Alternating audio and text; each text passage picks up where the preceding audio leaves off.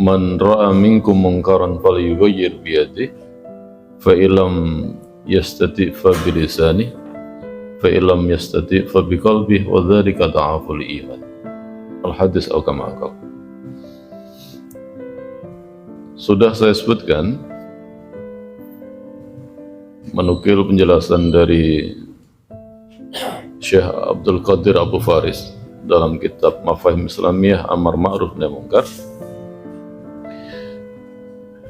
Yang pertama adalah hadis ini menunjukkan tertib min haisul quwah, urutan dari sisi kekuatan,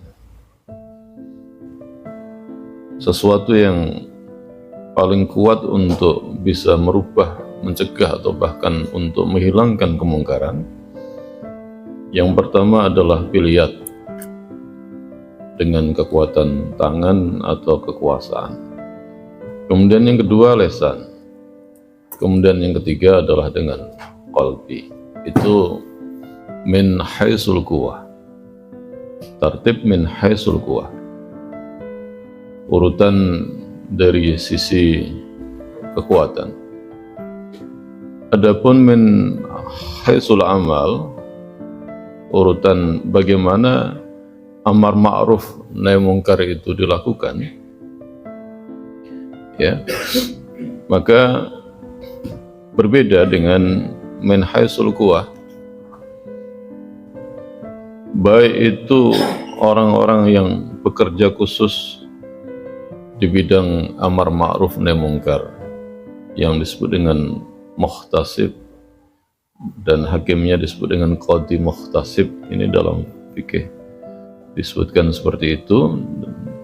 Ini terkait dengan siasah syariah.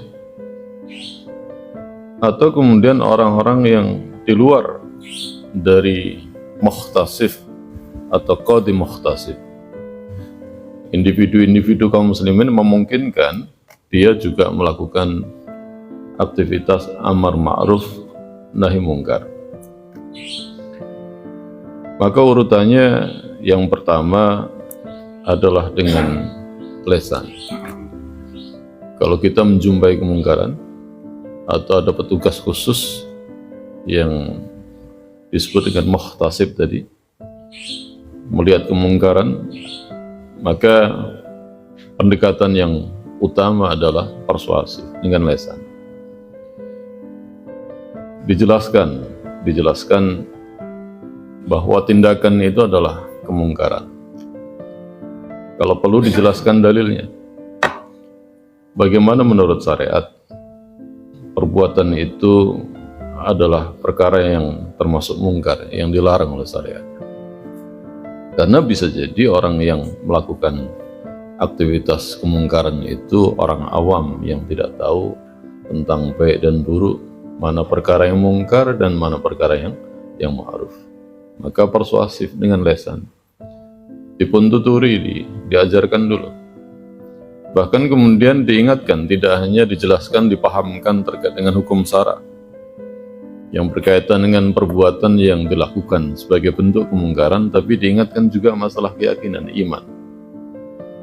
Iman dia pada Allah, iman dia kepada hari akhir, iman dia kepada yaumil hisab, iman dia kepada balasan yang Allah siapkan, surga atau neraka. Diingatkan juga. Pendekatan persuasif. Dan tidak boleh dengan bahasa yang kasar, seperti yang sudah kita bahas.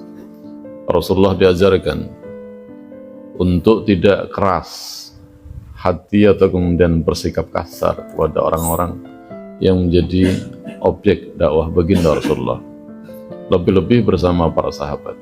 Rasulullah diajarkan oleh Allah untuk bersikap lemah lembut, santun, nuturi orang juga begitu. Tidak boleh dengan bahasa yang kasar. Islam menuntun dengan bahasa yang santun, dengan bahasa yang baik. Yang kita benci itu kemungkarannya, bukan orangnya. Sehingga para pelaku amar ma'ruf nahi munkar memang seyogyanya langkahnya itu disandarkan pada ilmu, bukan dengan emosi. Ini berbahaya. Kalau melibatkan emosi, ini akan melahirkan mudarat. Ilmu lah yang menjadi pijakan bagaimana seorang itu melakukan amar ma'ruf nahi